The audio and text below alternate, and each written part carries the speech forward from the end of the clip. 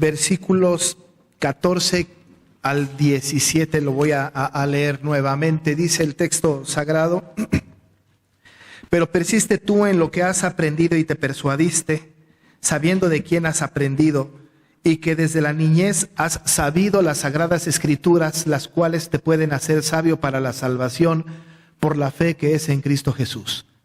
Toda la escritura es inspirada por Dios y útil para enseñar, para redarguir, para corregir, para instruir en justicia, a fin de que el hombre de Dios sea perfecto, enteramente preparado para toda buena obra.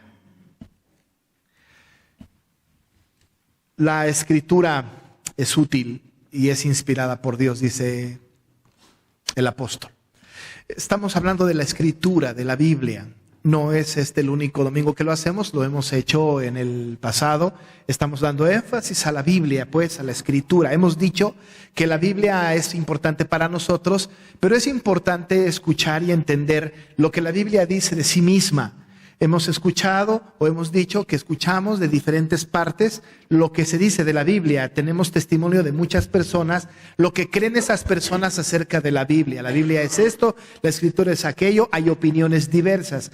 No nos importa tanto lo que opinen las personas de la Biblia, nos importa lo que la Biblia dice de sí misma. ¿Qué dice la Biblia de sí misma? El testimonio mejor que podemos tener de la palabra es la palabra misma. La palabra misma no se contradice, da testimonio de sí misma la Biblia. Así que si queremos conocer la palabra, pues tenemos que venir a la palabra. No podemos ir a ningún otro lado, sino a la palabra. Y este es el énfasis que estamos tratando de hacer, de que busquemos en la palabra lo que la palabra misma dice de sí misma. Lo hemos hecho a lo largo de todo este mes y el próximo domingo terminaremos con este proceso, con este serie de sermones que tienen que ver con la palabra a propósito del mes de la Biblia. Entonces seguimos poniendo nuestra atención en la palabra, que para nosotros es importante. Dijimos que la Biblia es nuestro manual de fe, de conducta, lo que debemos de creer, cómo nos debemos de conducir, y entonces tiene absolutamente toda nuestra atención. Este pasaje que estamos nosotros estudiando ahora es una carta que el apóstol Pablo escribe a Timoteo.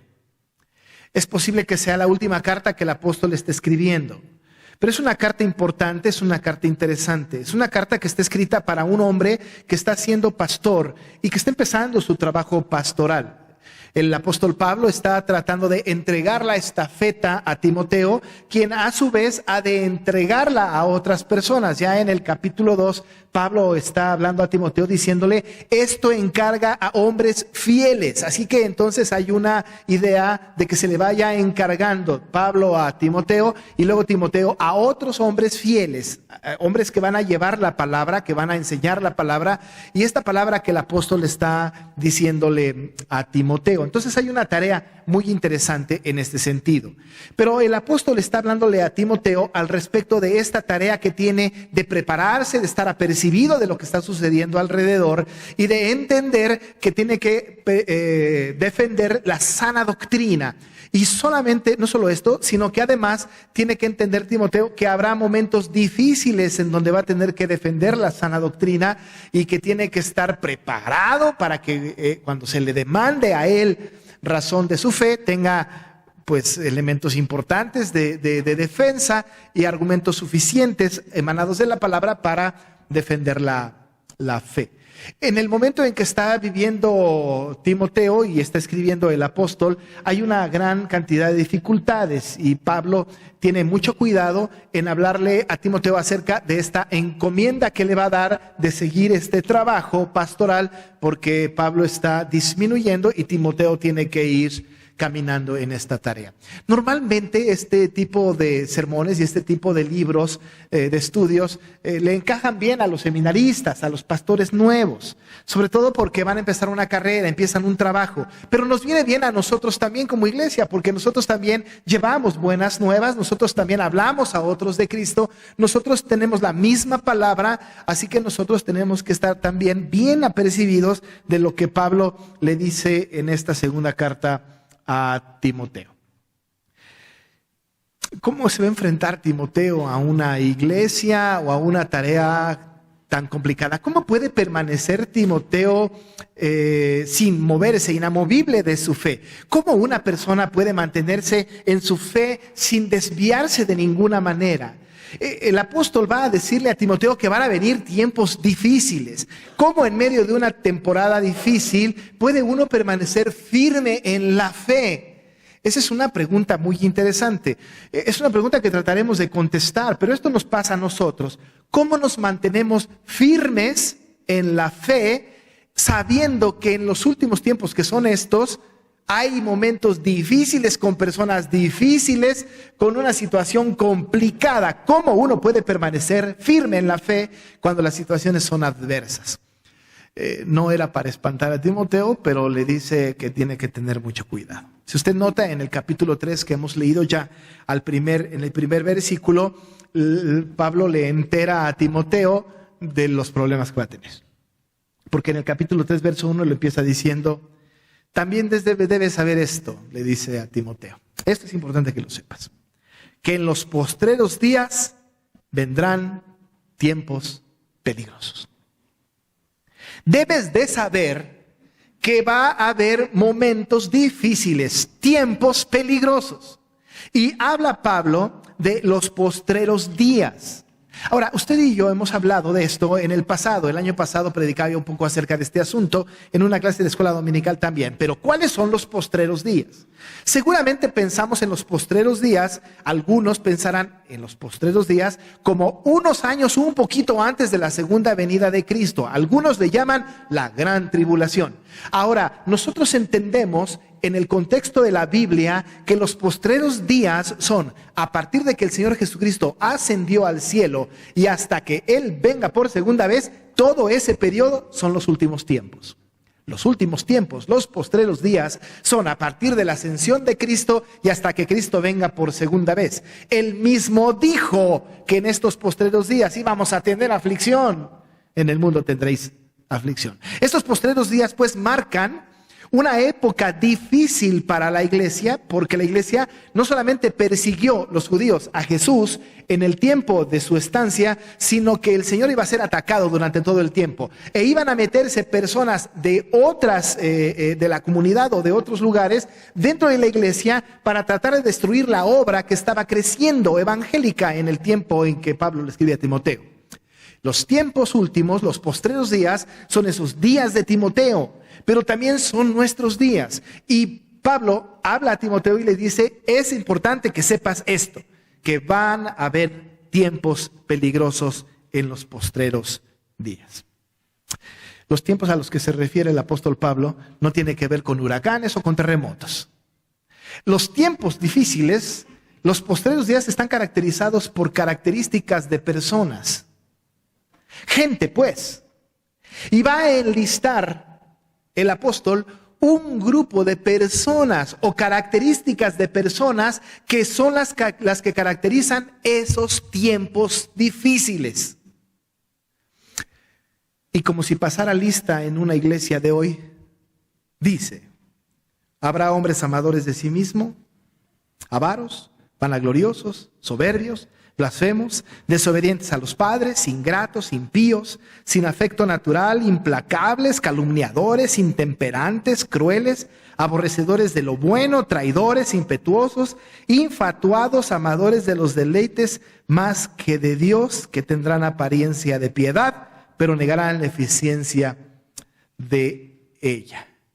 Una gran lista de características particulares de personas que van a ser antagónicos en el trabajo pastoral de Timoteo, que van a ser antagónicos en el trabajo de la iglesia. Los tiempos difíciles no se caracterizan entonces por una situación climática. Los tiempos peligrosos y difíciles a los que Pablo se refiere son tiempos en donde vendrán personas amadores de sí mismos, que no honran a los padres, difíciles, soberbios, orgullosos, avaros, etcétera. Y además, lo más peligroso, gente que dentro de la iglesia tiene apariencia de piedad, pero niega su eficacia.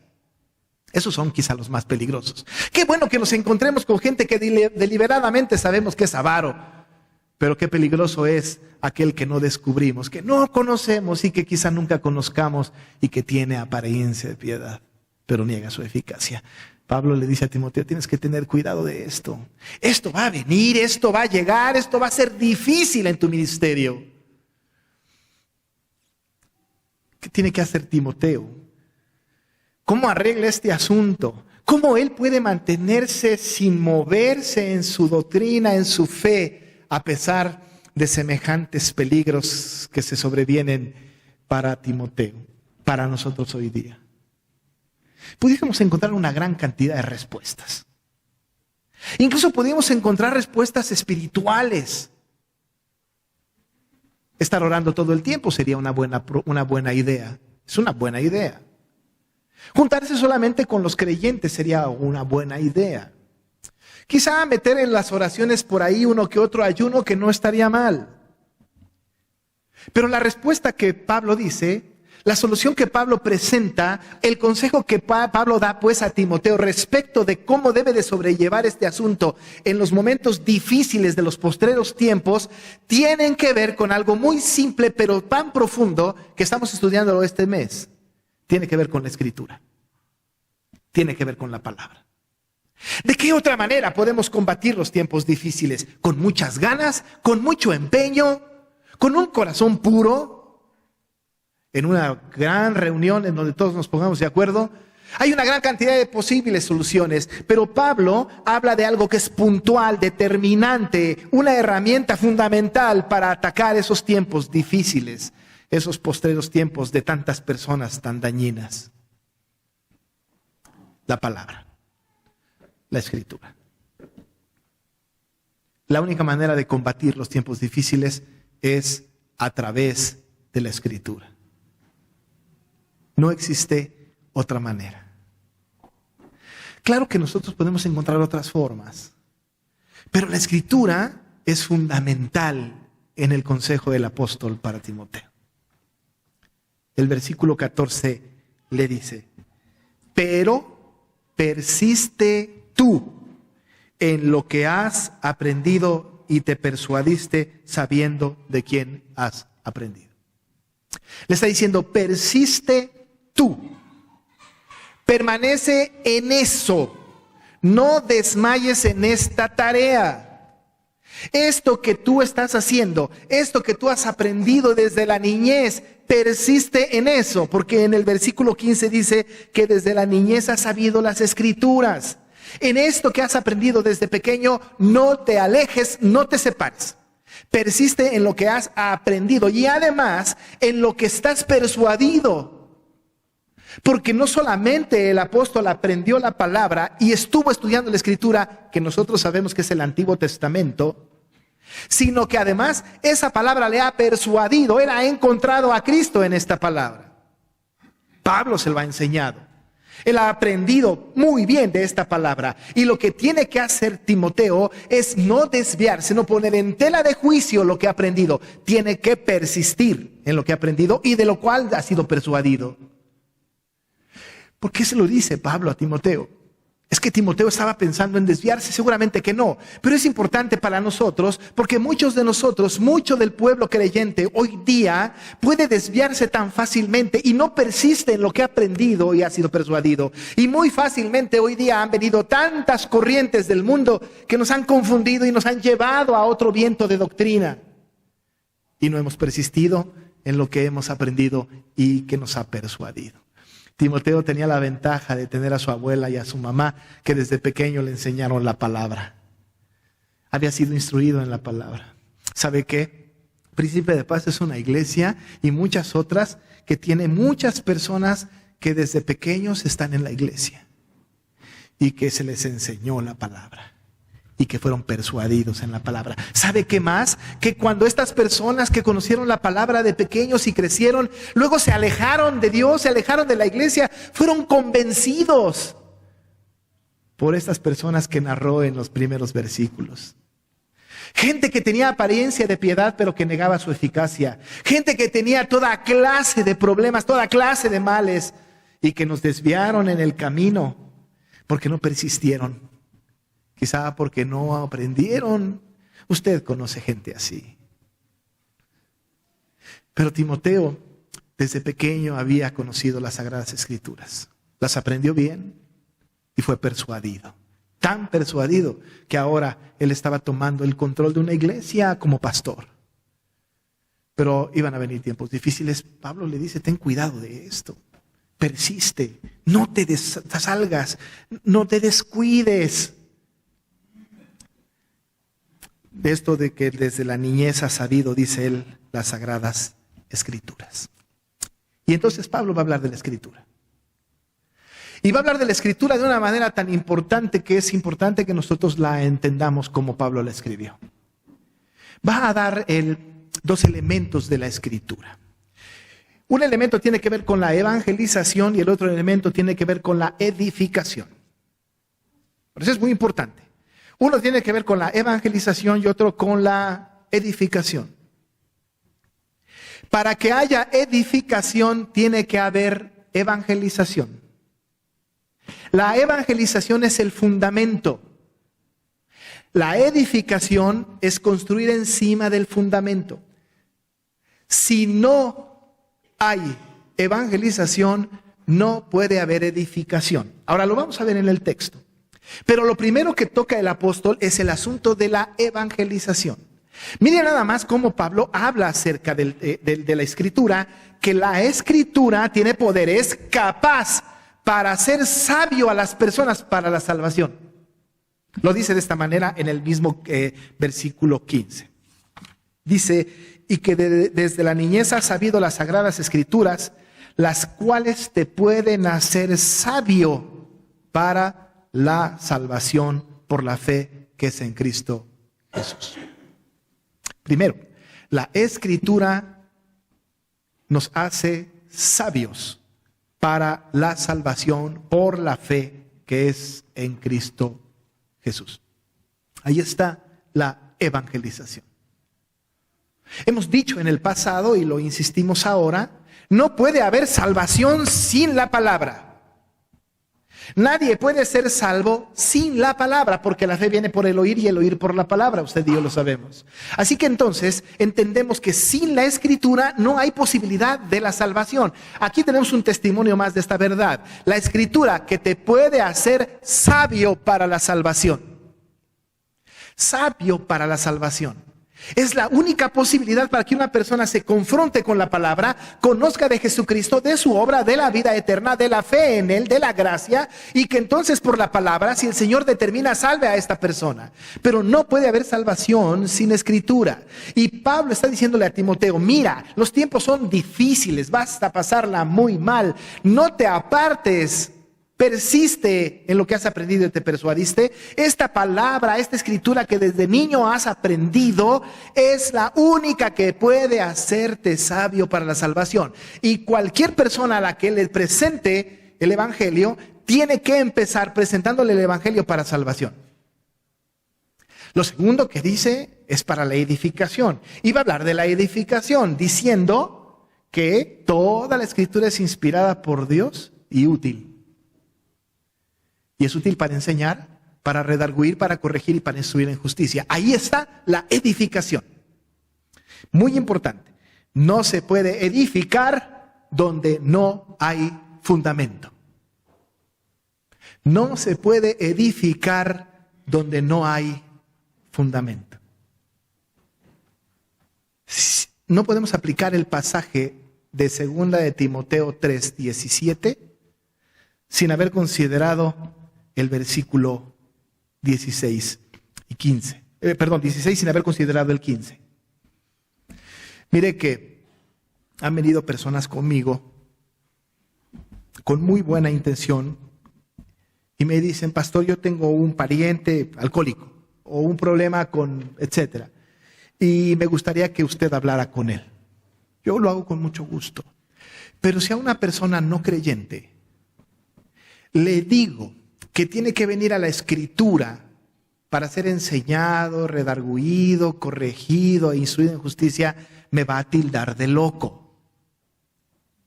Una persona que viene a nosotros, a mí, a cualquiera de nosotros, y le queremos instruir en la palabra del Señor sin que sea salvo, no funciona. Puede ser que desde el punto de vista moral, ético, general, tome conceptos importantes y cambie un poco su conducta. Pero si no ha sido modificado su corazón, de ninguna manera puede ser edificado. Solo es edificado el que tiene el fundamento, y el fundamento es Cristo. No existe otra posibilidad. Hace poco, con matrimonios, creo, hablaba yo, o con algunas personas, acerca de esto. Es muy fácil cambiar la conducta. Es muy sencillo hacerlo. ¿Sabe que cuando queremos cambiar la conducta de alguien, basta con un castigo o un premio? Así de fácil. Así que si viene una persona y le dice a su esposa, perdóname, y dice, sí te perdono, pero si dejas de tomar. Si dejas de tomar, te perdono. Lo que estamos haciendo es cambiando una conducta, y para cambiar la conducta, para cambiar esa conducta, hay una condición. A ver, entonces, para que me perdone, pues dejo de tomar. Pero le pregunto, ¿cuánto tiempo va a pasar para que vuelva a tomar la siguiente copa? Si no fue modificado el corazón, la conducta tarde o temprano va a regresar. Si su hijo le dice, mamá, ya te prometo que no vuelvo a emborracharme, te prometo que no vuelvo a consumir drogas, te prometo que no vuelvo a hacer esto con tal de que me compres eso que tanto anhelo, la motivación es incorrecta. Usted le va a comprar lo que quiere porque va a dejar de tomar, de consumir drogas, de lo que sea durante un mes, y usted va a decir, maravilloso, mi hijo ha cambiado por completo. Le cumple lo que le prometió y en un mes siguiente la conducta regresa. ¿Por qué las conductas vuelven? Porque estamos edificando donde no hay fundamento. No se puede edificar donde no hay fundamento. No nos interesa cambiar las conductas de las personas, qué lindo sería. Lo que más nos interesa es modificar el corazón de las personas. Y para que el corazón sea modificado, necesita a Cristo por completo, la salvación. Y solamente la Escritura lo puede hacer sabio para la salvación por la fe que es en Cristo Jesús. Una vez conversa una persona, una vez salva, ha entendido y comprendido su pecado, lo ha declarado y confesado delante de Dios, está arrepentido. No con remordimiento, sino con un arrepentimiento genuino. Ha entendido que el Señor le ha llamado para ser salvo y tiene una herencia en la vida eterna. Entonces, siendo el corazón modificado por la salvación en Cristo Jesús, que viene de la Escritura, entonces sobre ese corazón regenerado se puede edificar. Pero sobre un corazón no regenerado es difícil poner un edificio, edificar. Muy difícil. Por eso el apóstol lo pone en este orden. Tú conoces las Escrituras, estas que te pueden hacer sabio para la salvación que es en Cristo Jesús. Primero, evangelización. Así que si alguien dice, pastor, quiero que me ayude con mi hijo, con mi vecino, con mi madre, con mi padre, con mi hermano, con quien quiera, y si no es salvo y me lo traiga a mi oficina, yo no le voy a pedir que deje de tomar, le voy a presentar a Cristo Jesús. Porque esa persona lo que necesita es que se le presente el plan de salvación. No que se le dé una letanía de códigos morales y espirituales que nos sabemos de memoria, sino que conozca de Cristo y su salvación. Luego, la edificación. Y en la edificación Pablo le dice a Timoteo, toda la Escritura es inspirada por Dios. Toda. ¿Qué utilizo yo para la edificación? Toda la Escritura. Porque toda la Escritura es inspirada por Dios. Los 66 libros que tenemos canonizados nosotros son inspirados por Dios. Usted y yo sabemos que la inspiración de Dios es que Dios no vulneró la voluntad del hombre y automáticamente ellos sin querer escribían. De ninguna manera. Él respetó el carácter de cada uno de los escritores, sus vidas, sus pasiones, sus estilos. Él respetó esa mente del escritor, pero el Espíritu Santo los inspira para que escriban la voluntad de Dios a partir de sus propias características personales. Y tenemos escritos maravillosos con técnicas literarias tan distintas, pero finalmente tenemos la palabra inspirada por Dios. Y dice Pablo que toda la escritura es inspirada por Él. El autor intelectual de la palabra, de la Biblia completa, es Dios, que operó en diferentes hombres y mujeres para que escribieran el texto que hoy tenemos nosotros en la mano. No hay una sola parte de la escritura que pueda quedar fuera de la inspiración. Nosotros no podemos de ninguna manera decir esto es inspirado, esto no es inspirado. Toda la escritura es inspirada. Si dijéramos que toda la escritura es inspirada, como lo hacemos, entonces es útil. Pero si no es toda la escritura inspirada, no es útil. ¿Para qué nos sirve? Si tenemos el concepto de que hay algo que no está siendo inspirado por Dios, no es útil la escritura. Pero si la palabra completa es inspirada, entonces podemos afirmar la escritura es inspirada por Dios toda y además es útil. Muy útil. Para la edificación, para crecer en santidad, para caminar en el proceso de la santificación. La escritura sobre el fundamento correcto de un regenerado es útil. Útil de muchas maneras. El apóstol presenta por lo menos 4 cosas por las cuales la palabra es útil. Él habla de que la palabra es útil para enseñar y también para redarguir y también para corregir y también para instruir en justicia. Ahora déjeme decirle que el orden es importante en este texto. No podemos decir en el orden que sea, no, de ninguna manera. Tenemos que seguir el orden absolutamente necesario. Desde enseñar hasta instruir en justicia hay un orden. Una persona primero es enseñada por la palabra y luego redarguido en su pecado y después corregido y finalmente instruido en justicia.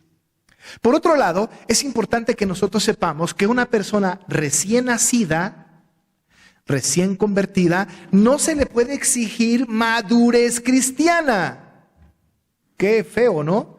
Porque una persona que recién conoce de Cristo y que el Señor le ha llamado para ser salvo y está enamorado del Señor Jesucristo, no le podemos exigir una madurez cristiana. Tampoco la persona recién convertida puede decir, ya soy de Cristo, ya tengo a Cristo en mi corazón, ahora no importa si no estudio la Biblia, si la leo o no, lo más importante es que ya tengo a Cristo en el corazón.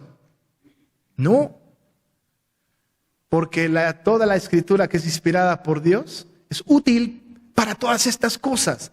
¿Cómo va a saber de Cristo esta persona? ¿Cómo va a saber que lo que está haciendo es pecado? ¿Cómo va a saber qué camino tiene que seguir? ¿Cómo sabe cómo caminar en el proceso de la santificación? Necesita la escritura. Hace mucho, en donde yo vivía, era pastor, y fuimos a una casa de una familia recién convertida. Las familias recién convertidas son una bendición para los creyentes. Tienen tanto amor por el Señor. Y fui con otra persona. Y cuando llegamos a la casa de esta persona, familia recién convertida de 2-3 días, ellos tenían unas imágenes por ahí. Y lo que hizo esta persona que iba conmigo, o con la que yo iba, porque ella llevaba la batuta en este asunto, fue decir, y esas imágenes las tienen que tirar, y son idolatría, y te vas a ir al infierno, y no sé qué. Y les llamó muy fuertemente la atención. Pero ¿cómo le podemos demandar a una persona recién convertida madurez cristiana? Es absolutamente imposible. Está aprendiendo, está anhelando saber más del Señor. Tenemos que enseñarle poco a poco el camino. Tenemos que enseñarle poco a poco, pero lo hacemos a través no de prejuicios denominacionales, no de conceptos humanos, no de filosofías que tenemos, sino a través solo de la palabra. ¿Sabe qué? La gente sola va a sacar sus conclusiones. Solita va a decir, no debo de tener imágenes. Pero nosotros a veces somos tan celosos que apenas hay una persona convertida, recién convertida, y le queremos exigir madurez cristiana que ni nosotros tenemos. Tenemos que ir pacientemente. Primero la conversión, después la edificación. Y en este proceso Pablo instruye a Timoteo y le dice, es útil primero para enseñar. Una vez que la persona es conversa, enséñale la palabra. La palabra enseña, dice quién es Jesús, dice qué es lo que al Señor le gusta, dice cuál es el pecado, habla de la salvación, enseña las historias de Cristo. Es importante aprender la palabra. Y la palabra enseña puntualmente la voluntad de Dios para con su pueblo, para con el creyente. ¿Y sabe qué? Una vez que enseña la Biblia, entonces redarguye. Es decir, reprende. ¿Qué es esto? Yo escucho personas muy cristianas que me dicen, es que el Señor me redarguyó de pecado. Está bien, no sé si entienden la palabra, pero sí es cierto. El Señor nos redarguye, sí, por supuesto, la palabra, ¿no? El Señor a través de la palabra, pero redarguir tiene que ver con reprender. Es cuando el Señor dice a través de su palabra, eso que estás haciendo está mal. Ahora, ¿cómo una persona recién convertida va a saber lo que está mal si no es enseñada por la palabra? Por eso, enseñar es primero. Una vez que es confrontada con la palabra, él ve la palabra y dice, yo no sabía que adulterar era pecado. Y entonces el Espíritu Santo a través de la palabra le dice, esto que estás haciendo es pecado. Yo no sabía que asociarme con un no creyente era pecado. Bueno, pues ahí está en la Biblia. Y el Espíritu Santo nos redarguye por la palabra. Yo no sabía que tener una novia o un novio no creyente fuera pecado. Bueno, aquí está la Biblia. Lo que pasa es que somos muy necios nosotros, pero aquí está en la Biblia. Y la Biblia redarguye, reprende, exige conductas cristianas. Yo no sabía que me tenía que sujetar a mi esposo. Aquí está en la palabra y el Espíritu redarguye. Pero ¿cómo va a redarguir si no es enseñada? La palabra es útil para enseñar primero. Una vez que nos enseña y la leemos, nos vamos dando cuenta de cuán miserables somos, pero por otro lado nos damos cuenta de cuán bendecidos somos en la vida eterna. Pero la Biblia redarguye. Una vez que me enseña y me redarguye, es decir, me reprende, no solamente se queda ahí. A veces los papás hacemos eso, ¿no? Le decimos a nuestro hijo, estás mal, pero no le decimos qué hacer para estar bien. La Biblia sí lo hace, porque no solamente me enseña, sino que me redarguye y me corrige. Porque la Escritura es útil para enseñar, para redarguir, pero también para corregir. No solamente señala mi pecado, sino me dice qué debo hacer para no seguir pecando. No solamente me dice lo que está mal y me redarguye, sino que además me da las herramientas para salir adelante. Corrige mi camino. ¿No es cierto que la Biblia dice que Él endereza nuestras sendas? Es verdad que Él, cuando estudiamos la palabra, nos redarguye, nos sentimos mal. La misma palabra da los recursos, los consejos, las órdenes, los imperativos, pues, para que empecemos a tomar un camino diferente. Corrige nuestra vida. ¿Sabe por qué no está corregida a veces nuestra conducta mala? Porque no estudiamos la palabra. Porque no solamente la palabra asoma nuestro pecado y nos redarguye, sino que además nos corrige. Si no, no sería palabra. Si no, no sería palabra. Endereza nuestras sendas. Corrige el rumbo. Repara el pensamiento que teníamos. Modifica nuestra conducta. Establece una nueva ruta todo el tiempo. Porque una de las utilidades de la palabra es la corrección. Una vez que nos corrige, nos instruye en justicia.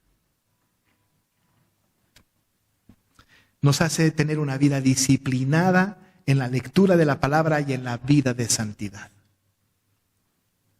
Hace que lo que pensemos y lo que hagamos sea justo lo que Dios quiere que hagamos y pensemos. Pero para que un creyente sea instruido en justicia, ahí sí se requiere madurez cristiana.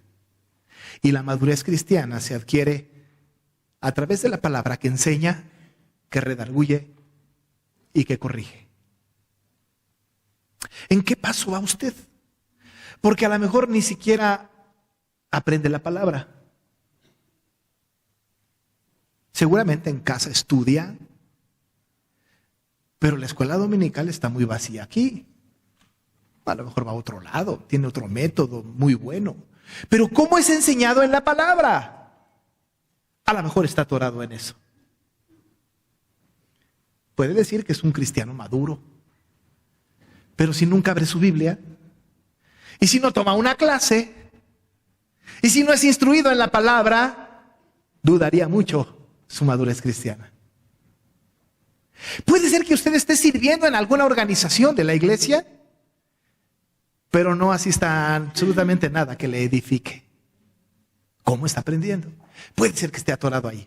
Pero si no, y usted está estudiando la Biblia, ¿le ha redarguido de pecado? ¿Usted está convencido que algunas pautas que usted tiene como vida, en su vida, unas conductas, algunos pensamientos, están equivocados porque ha estudiado la Biblia? A lo mejor está atorado en eso.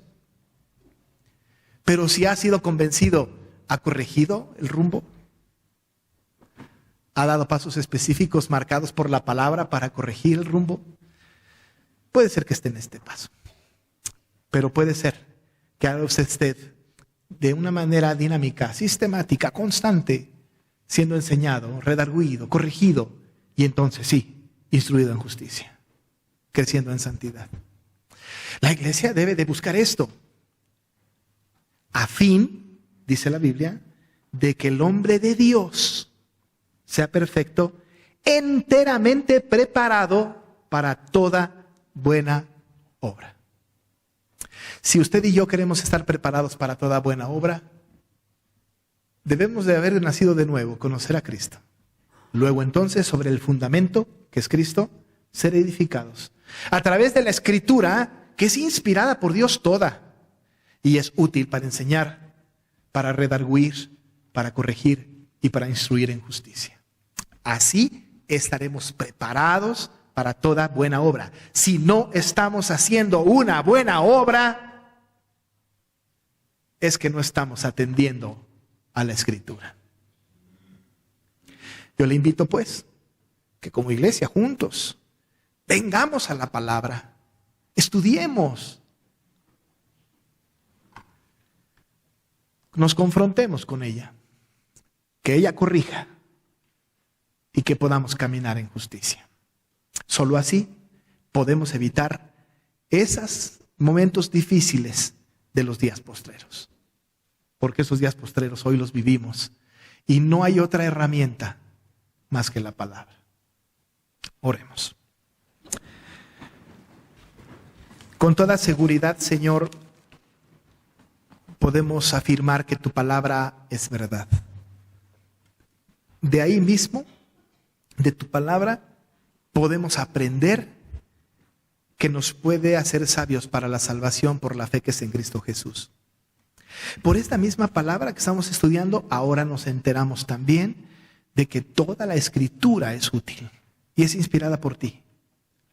Y útil para enseñarnos, redarguirnos, corregirnos e instruirnos en justicia. A fin de que nosotros, como hombres de ti, estemos enteramente preparados para toda buena obra. Padre, no permitas que en nuestra mente, en nuestras acciones, digamos, pensemos o hagamos cosas sin que estén en tu palabra. Y si lo hacemos, a través de la misma, redargúyenos, Señor, para corregir nuestra senda y vivir una vida de santidad. Trabaja tú, Señor, como lo haces en nuestra iglesia, en el nombre de Jesús. Amén. Nos ponemos de pie para recibir la bendición de nuestro Dios. Y ahora que la gracia de nuestro Señor Jesucristo, el amor de Dios el Padre y la comunión con el Espíritu Santo sea con cada uno de ustedes, desde ahora y para siempre. Amén.